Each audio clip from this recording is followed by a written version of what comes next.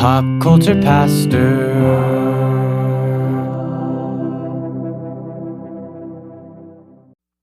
Fill my cup. Good morning.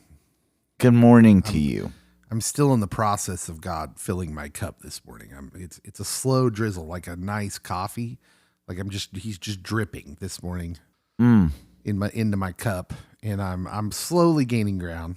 Well, you're at the right place. Mm-hmm. Yeah. Because the fire escape is open, and you can get your cup filled with coffee while being surrounded by friendly people in a nurturing environment. I do have a Mountain Dew energy drink. What's your morning routine, Cody? Like when you get up, first of all, do you always feel the same way when you wake up? No. Or do you wake up some days and you're just like, ugh? Most days I can just jump right out of bed, but there's some days I'm like, I did not sleep well. This is rough. I immediately, I didn't immediately get out of bed. First thing I did was check my phone, which is bad. I know it's bad, but it's right there. My alarm's going off, so I already got to pick up my phone. I probably need to get just a regular alarm clock so I don't pick up my phone first thing. But anyways, I did. And I had posted this goofy little status thing last night on Facebook about, if you know me, then you know I love blank. And people were filling in the blanks. And I was 100% correct. Like, if you just presume that Dave loves Jesus and his family, and you get rid of those two, I was 100% correct. Dave loves the Goonies. That's true. That is true. In fact, I don't think anybody, well, there was one person was wrong because one person said coffee. And I had to put a gif of, a face. I think it was Chris Pratt. But I was like, only if it's got lots of sugar in it. And he basically retorted with, well, then you're not drinking coffee. And I'm like, right. Yeah, I know, right? But I woke up this morning to someone from my church who is a friend. And she must have been one of those A+ students because she just listed off a bunch of things. And darned if they weren't all right on. And one of them was a Chick-fil-A breakfast burrito. And now all I can think of is Chick-fil-A breakfast burritos. If only. Oh, man. If Shanood had a Chick-fil-A, I would be 500 pounds. I would be so large and in charge. Their breakfast burritos, I will go on record as saying the Chick-fil-A breakfast burrito, it shouldn't work. It shouldn't work. It's a breakfast burrito with eggs and potatoes, and then you throw like the fried chicken pieces in there, and you're thinking, I don't know if that's going to work. Oh, it totally does. Although, it's not a very kosher diet. What's kosher? You mean like Jewish? Mm-hmm. Well, why would I want a kosher diet? I'm not Jewish. I'm just saying, like having the egg with the chicken. Well, no. God told Peter, eat what you want, bro. I'm just saying. All right. I'm just saying God put it here for us on the earth, and we can mix and match at will. I mean, you are eating the circle of life. All the bacon. The circle of life. Good morning. Anyways, good morning. Now all I can think of is breakfast burritos. And this is a bad place for me to be because my brain will like lock onto that for a while. Lock on to Jesus. This is like we get on the air of our radio show at 8 a.m. And I feel like this is perfect for people who get to work at 8 because they can turn on their computer. They can go to kfex931.com and they can just turn us on. And then they can just kind of look at their computer and zone out like they're doing work. But really, they're just listening to us prattle on. That, or if you're a hipster and you can have your phone out, you can download the KFEX app. Oh, there you go. Yeah, or you listen on the app. I mean, it's the same thing. It is. You're going to get the same thing. Although, if you listen through a computer, you probably aren't rocking with the great computer speakers at work. Unfortunately. So get yourself the app, and then have yourself a Bluetooth speaker that carries a little weight, because the whole office deserves to hear this. You're welcome, office. Yeah. In fact, turn the speaker up now. Let's go. Let's turn it up. To 11. Anyways, good morning. The energy drink's hitting me a little bit. I'm feeling energized. Let's just go for the longest intro segment ever. I feel that we've already passed it. You think so? You think we've already passed the longest intro? Well, what's the Guinness World Record for longest intro to a radio show? And that we're there. I've had about an eighth of a Mountain Dew energy drink and a hash brown. And I'm good for a few hours. You're ready to take on the whole world. I mean, the next song is Tracy Nitschke, Goodness of God. But let's be honest, you'd rather listen to me talk, right? Let's listen to some Tracy. You suck. What kind of friend are you, man? Honesty broker. Yeah. The radio producer is looking at me through the window. His name's Chad. Chad's looking at me through the window right now, and he's just got that look. Like, bro, play the song. Play the song. Do it. All right, Chad. Gosh, I'm getting there, man. I just think the people will want to hear what I have to say. In the next segment. Are you and Chad working against me? Is that what's happening here? Teamwork makes the dream work. All right, Chad.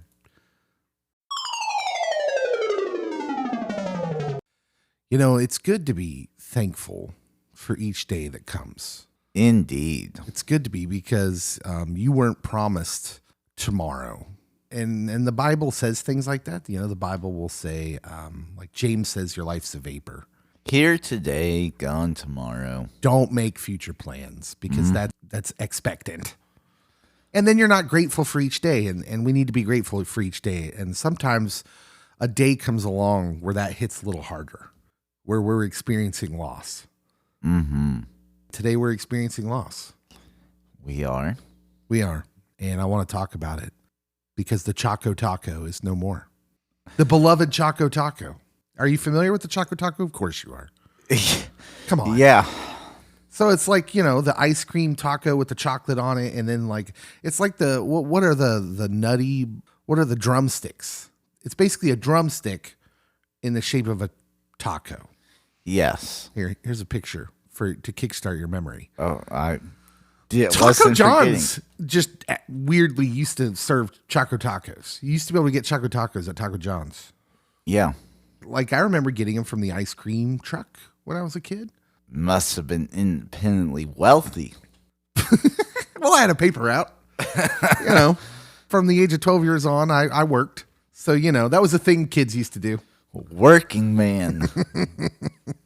Why don't kids work anymore? I don't know.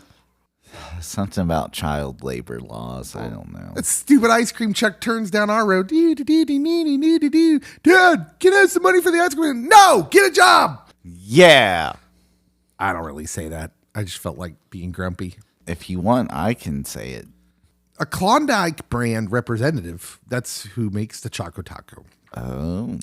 Said over the past 2 years, we've experienced an unprecedented spike in demand across our portfolio and have had to make some very tough decisions to ensure availability of our full portfolio nationwide. We know this may be very disappointing. Now, here's my question for the Klondike guy, or just my question for you.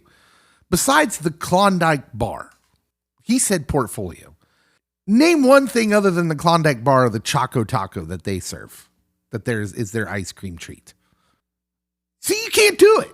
This is why we don't have a Choco Taco. I go into like 50 different Klondike bars because they have like the Reese's Klondike bar, and you get like very specific crossover Klondike bars. That's redundant.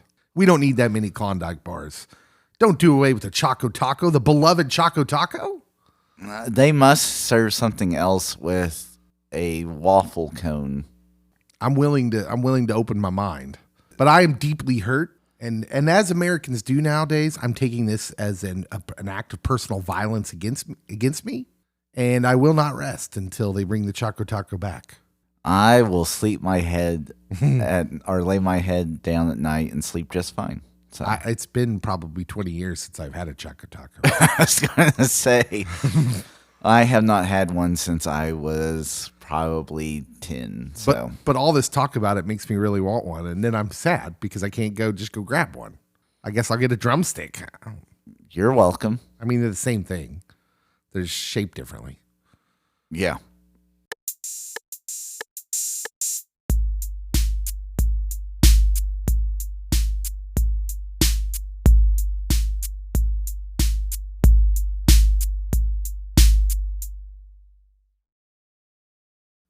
You ever read a story and you read like the first few lines and then you get a couple more lines in and you're like, wait a minute, I need to go back and reread that because it takes you a few seconds to realize you've just read something very strange. No, but I live a very strange life. Okay, I could see that. Well, sometimes that happens to me where I'll start reading a story and I'll read something about someone. I'll read a couple more lines and I'll be like, wait, what? And I have to go back and reread what I just read to make sure I'm reading it right because it's so weird to me. It's so out of the ordinary. And this happened to me the other day because I was reading an article about Pat Benatar. Patricia. We like to call them by their Christian names, right? We do. Pat Benatar, the first line of this article says she won't sing one of her most popular songs anymore.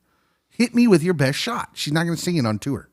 I'm okay with it. And because that's not her best song. Wait. So you're going to go to a Pat Benatar concert. You're going to fork over your hard-earned dollars to go see Pat Benatar in concert, who hasn't been relevant in, I don't know, 30 years at least. Mm-hmm. And she's going to just not play her biggest hit, and you're going to be okay with that. Because she has better songs. No, I don't care if she has better songs. Yes, she has other songs in her library that I like. But if I go to a Pat Benatar concert, darn it, I want to hear Hit Me With Your Best Shot. Din it. I want to noodle to it. And I want to hit me with your best shot. Fire away. You know, like you'd be fine with that. If she sang We Belong, Love Is a Battlefield, oh, dude, We Belong is good. I'm not saying she doesn't have lots of great songs. There's so many songs that if Hit Me With Your Best Shot wasn't one of them, I would be okay. Hey, you know who else had a bunch of good songs? Tom Petty and the Heartbreakers. But if you went to a Tom Petty concert, I know Tom Petty's dead. Just roll with it. Okay. If you went to a Tom Petty concert and he didn't sing Last Dance with Mary Jane, you'd probably be mad. I would not, because Running Down the Dream is a better song. Cody, I don't know why you got to be so combative. Why do you got to be so contrarian? You always got to fight with me. Listen, that's weird. It's weird for someone to say, I'm going to take easily my biggest hit. Like, granted, We Belong's fantastic. It is. And I can't think of that song now. I can't hear that song without thinking about Ricky Bobby. But for her to say, I'm not going to sing my biggest song on tour anymore that is out there. And it's kind of wild. According to Google, Love Is a Battlefield's her biggest song. And Shadows of the Night's a classic. Google's not always right. Yeah, and again, Invincible. Okay. Literally, there's so many great songs. Here's what I would say to that. I'm not talking monetarily. I'm talking about like in the culture. I believe that Hit Me With Your Best Shot is a more iconic song in the culture, regardless of if Love Is a Battlefield made more money. Someone has recently sampled Love Is a Battlefield in secular music. Also, I could make an entire sermon off of Love Is a Battlefield. As you should. That's a song you hear and you'd be like, that'll preach. So anyways, Pat Benatar is not going to play Hit Me With Your Best Shot on tour anymore. And I'm going to tell you why now. Okay. In a new interview with USA Today, Benatar explained why the song has been largely absent from her set list since she hit the road earlier this year. She's only performed the song twice in 2022, once February and once in May. She says this, quote, "We're not doing Hit Me With Your Best Shot, and fans are having a heart attack." And I'm like, I'm sorry. But in deference to the victims of the families of mass shootings, I'm not singing it. I tell them, if you want to hear the song, go home and listen to it. The title's tongue-in-cheek, but you have to draw the line somewhere. And I can't say those words out loud with a smile on my face. I just can't. I'm not going to go on stage and soapbox. I'm going to go to my legislators, but that's my small contribution to protesting. I'm not going to sing it tough. Thoughts? That's the Pat Benatar I know and love. Yeah, come on. Listen, she even says that's not what the song's about. She says the title's tongue-in-cheek. You know, I've listened to that song a million times because I grew up in the 80s. Never once was I listening to that song and thought at any time of actual, like, shooting, like a gun. So I appreciate that she has taken this stance. And now that it's out there, this is not a stance. It is a stance. This does not contribute to any good discussion in any sort of way. This is a celebrity thinking they're bigger than what they are. That somehow this is going to make a noise in the sociological situation we find ourselves in. Your song made people happy. It made people smile. Now you're going to deny them that and then pretend it's something that your song is bigger than it is seriously. Like, she's taking it too seriously. And that's our problem. She's actually adding to the problem. I don't think so. We disagree a lot. I definitely disagree with you on this one. I think this is silly. I think this is just like Gal Gadot and her friends singing Imagine on their video phones, on FaceTime or Zoom. Like, for me, I think that this song, that her saying, well, I'm not going to sing it, literally all she had to say was, you know what? It causes me to think. And if it bothers her, then it's her song. That is the only part that I'm willing to go with. Like, and she alludes to it. She said, I can't sing it with a smile on my face. And like, that's okay.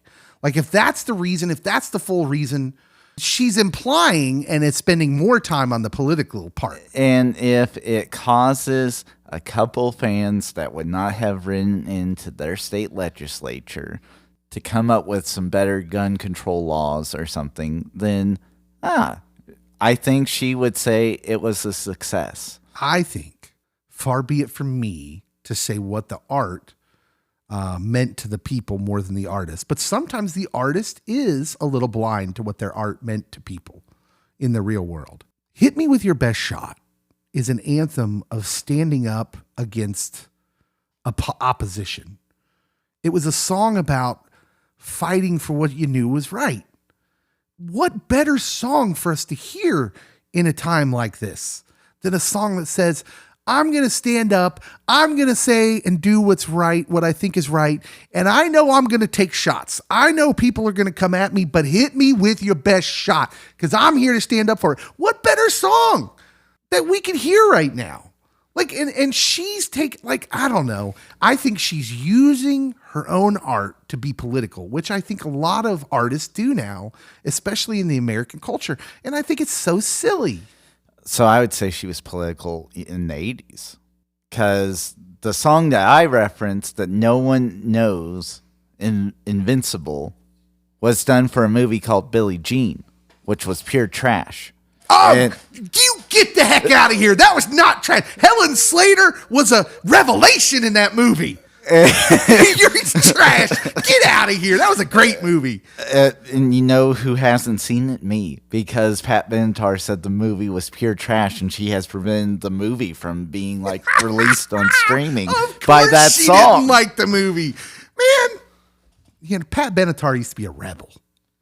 Now she's just like everybody else. That makes me sad for her. I want rebel Pat Benatar back. I want rebel Pat Benatar who sings "Hit Me With Your Best Shot" and doesn't care what anybody thinks. Running with the Shadows of the Night. Oh, the shadows of the night. I still like "Love Is Battlefield" the best. I think that's my favorite Pat Benatar song. But then she's probably not going to sing that for very long either. In deference to the people of the Ukraine. I was going to say the Ukraine war might put a hamper on it. It went. Where does it end, Cody? Never.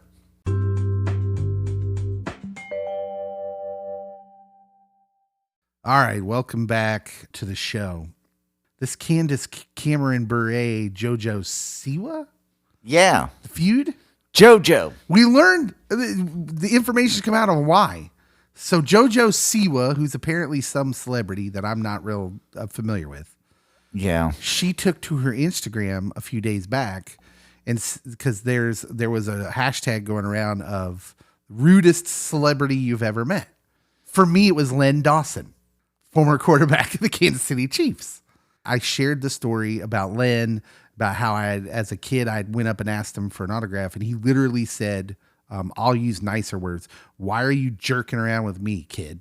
Because you're a Hall of Fame quarterback. God, what a butt munch. To be honest, although this person wasn't rude, I really haven't had a rude celebrity encounter. But it might be Stephen Baldwin. Stephen Baldwin? He was kind of passive. That's it. But he was also kind of rushing. Also, borderline on that celebrity part. I mean, he's not Alec. So, like, I've had a few celebrity encounters, but he might be the smaller of the celebrity encounters I've had. And also, like, he just didn't, we didn't socialize that much. Well, and it's good. You grow up, and as a little kid, I thought, boy, Len Dawson was very nice. But as an adult, I've obviously forgiven him in that moment because we can all be like, well, he could have been having a bad day. I have no idea what was going on in his head. He's trying to do work. He was there as a sportscaster. So, it is what it is. It's hard. Life's hard. Get over it, kid. And the good thing is that we have some resolution in this story as well, because Jojo Siwa, of course, made headlines after she participated in this TikTok trend where she revealed the rudest celebrity she ever met. So Jojo was like on the Disney Channel. Nickelodeon. One of the two. One of those, yeah. She was a child star, and she continues to be someone that people are aware of, and she does things, right? She sells bows. Lots of bows. And she revealed that Candace Cameron Bure, Kirk Cameron's sister, who was on Full House, DJ Tanner, was the rudest celebrity she ever met. And it made a lot of headlines. And Candace responded in a 5-minute video on her Instagram. Now, this is the great part, because as annoying as Kirk Cameron can be sometimes with his politics and all that, Candace actually responds to this in a very Christian way. Okay. Oh, so she doesn't say, you're the rudest celebrity I've ever met. No, she said that she was shocked when she saw the TikTok, and that she immediately tried to reach out to her through mutual friends. She had her publicist contact her manager, and she direct messaged her because, quote, I didn't know what happened. She had no idea, which is honestly, that's the case a lot when someone hurts our feelings. Is often the person that hurt our feelings doesn't have any idea. Oh, yeah. And then we carry around this baggage that turns into bitterness, and the other person still has no idea. I like to think Jojo was the biggest DJ Tanner fan this side of the Mississippi. Well, actually, she kind of was. So as she gets into the story, she says, Candace said, I was able to talk to Jojo this morning. I called her, and we had a great conversation. And I asked her what happened. And she actually didn't want to tell me because she said it was silly and that she felt bad about the TikTok. And that's why, and because like, I'm sure as a young celebrity, you're still getting used to the idea of like, yeah, pretty much everything you say is going to go viral. And Jojo might be like 19. I don't know. Like, she's really young. She seemed to indicate that it wasn't her intent that it went viral like that. But then she gave the story. She said, I met you at the Fuller House premiere when I was 11 years old. And we were all on the red carpet. I came up to you and said, can I have a picture with you? And you said to me, not right now. And then proceeded to do what you were doing and take pictures with other people on the red carpet. Ouch. Yeah. Oh, Donna, Joe, what are you doing? And for an 11-year-old, yeah. You can see that. And I thought immediately when I saw that, I was like, oh yeah, that's exactly how I felt with Len Dawson. Candace said, and this is the best part, because Candace is a Christian. She said, oh, Jojo, I'm so sorry. Like when someone's apologizing and they're obviously repentant. So you try to ease off. You're trying to like, oh, no, it wasn't that big of a deal. It's not like you were mean. But Candace kept going. She just said, I broke your 11-year-old heart and I didn't take a picture with you. And I feel crummy. I'm so sorry. They go on. They don't share any more of what they said to each other. But she said, we had a really great discussion. And I'm assuming they're setting up a picture for the future. Next time they see each other, there'll be a picture. But I thought, what a great way. Like, so many celebrities handle this sort of thing in such terrible ways. And here was this where they handled it. This was a refreshing thing to read. Where before it was not. It was like, oh, drama llama, left and right. But then no, it really wasn't. Well, and I jumped to conclusions, too, because I thought, oh, Kirk Cameron's sister. Oh, she was mean to someone. So I didn't know how they met, and I wondered if it was when Candace was on her talk show, if she was on Was she on The View or was she on the other one? She was on one of those. And so I'm like, I could see there being beef there. But then now that it comes out, well, this happened because there was a red carpet for the Netflix series Fuller House. Okay, that makes sense. / I really think Jojo would be, like, if I had the stereotype, I would have guessed her to be more of a Stephanie fan. It was really refreshing, I will say, on Candace Cameron Bure's part. It was really refreshing to see her get called out as someone, as say, hey, this person was mean to me. And she immediately starts trying to contact her and not just talk to anybody. She doesn't make a statement to the news to try and explain what happened, although she could have. She could have called BuzzFeed, but didn't. She wanted to talk to her, and she wanted her side of the story. It's like, hey, tell me what happened. And then once she realized it, she apologized. And I thought, wow, that's awesome, because you don't see that very often. So I wanted to point that out today, because I think we talked about it a couple days ago. We did. And again, she didn't just initially react and make her own video saying something mean about Jojo. Which is the way today. It is. And so, yes, this is a good story. That was an excellent example of a way to handle, as a Christian, when someone says you've hurt them. Get to them, say, how did I hurt you? Explain to me what happened, and then take full responsibility and apologize. This would make a great sermon illustration. It absolutely would.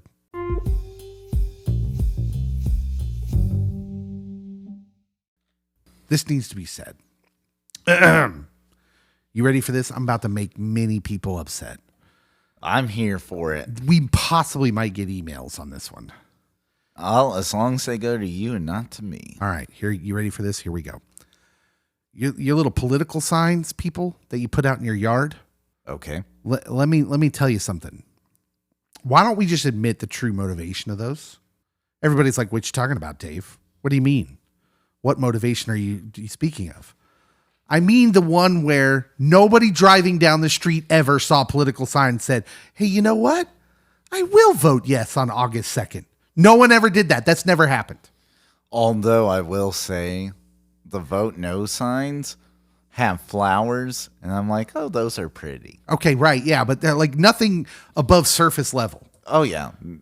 There has been no even contemplation of me changing my vote. Right. Because I have seen a sign. So what I just said is not a shock. Everyone would admit that. Oh, yeah, Dave, you're probably right. No one's ever been influenced to vote a different way from a political sign. So it begs the question, why do we do that? That's a good question. Oh, it's a good question. It's an even better answer, Cody. Because they're little signs of righteousness. They're little signs proclaiming to the world of my rightness and your wrongness, and it's a status symbol. I'm saying this is who I am, a good person, because I vote this way. That's all it is. You're wearing a little badge. Your house is wearing a little badge, just like we'd put it on our clothing, and they're little tools of self-righteousness. That's like, you could take that for what you will. You could disagree with me. You could do whatever you want, but that's what they are, because political signs, as far as they go, has never convinced anyone to vote a different way. So I will say this past, 4 years, there have been more signs and more flags than any other time period in my life. And I'm like, where do you get the money to keep purchasing this? Also, the last 5 handful of years has seen a rise in our self-righteousness? Yeah. Go on, Cody. Seriously? Look, and I know people listening to this right now might be like getting defensive, especially if you have one of those in your yard. I'm not saying you're a bad person, but I'm saying you may not even be aware of it, what your subconscious is doing, but you didn't put that sign out there to convince anybody. No. That's not why you put that sign out there. You put that sign out there as an identification tool. Yeah, which then puts up a wall between you and someone that has the opposite sign. Again, why are you all purchasing signs and flags? You have had to donate money or resources to get this stuff or had to purchase, especially the flags. You had to spend money to do this.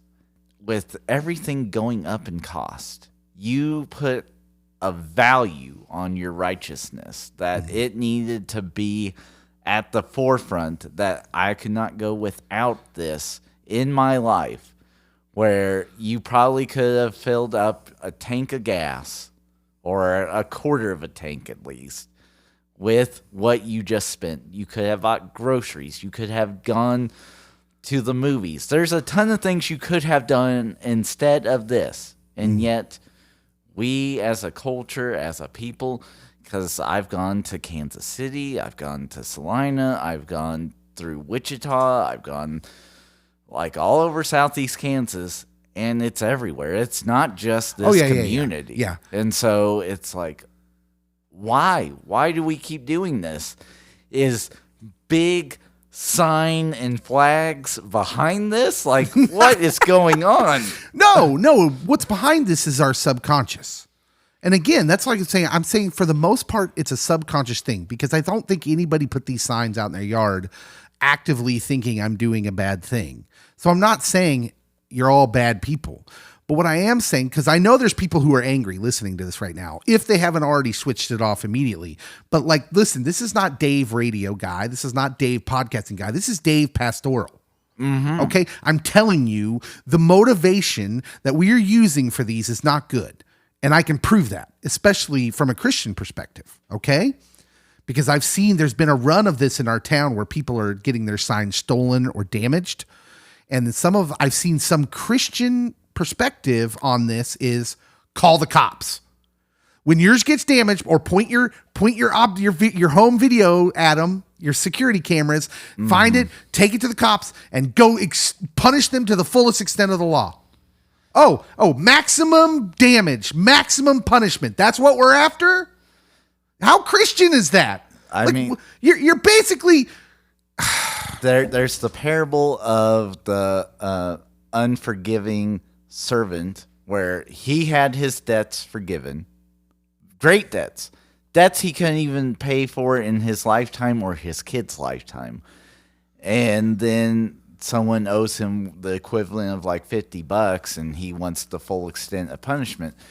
And that parable should speak to us today, and it definitely spoke to the Pharisees of that time, because Jesus is like, hey, grace is being given. All your sins, all your debts are being wiped out. Don't hold something small and petty against your brother or sister. Yeah, let me tell you, the reason I'm going off on these political signs isn't because I just think the action of doing it is so bad. I just think it's a part of all this culture where Christians in particular, I'm seeing Christians say, hey, call the cops, make sure and punish them to the fullest extent of the law. Because why? Because you put out an advertisement of exactly where you stand. It was a little tower of your own self-righteousness, and somebody kicked it down, or somebody stole it, or somebody defaced it. Now you're like, punish them. Why? No, not because you care about that person's soul. Let's just get it all out on the table. You don't care about their soul. What you do care is they attacked your little tower of righteousness. It happens.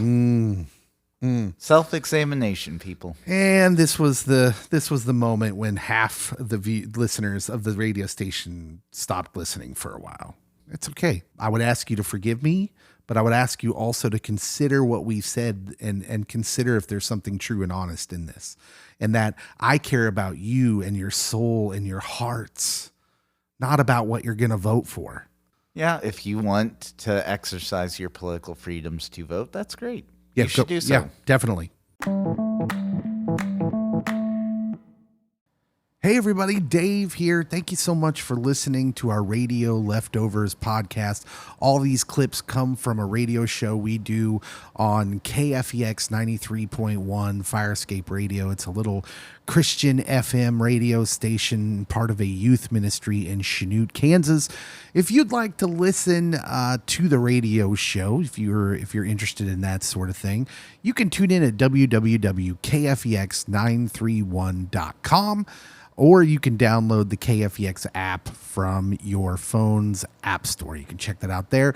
As always, we invite you to listen to the podcast, the big podcast as well. If you like what you hear, the way it really would help us out is if you subscribe to the podcast, you rate and review the podcast. That would also help us out. Write us a little review, butter us up a little bit. You know how it goes.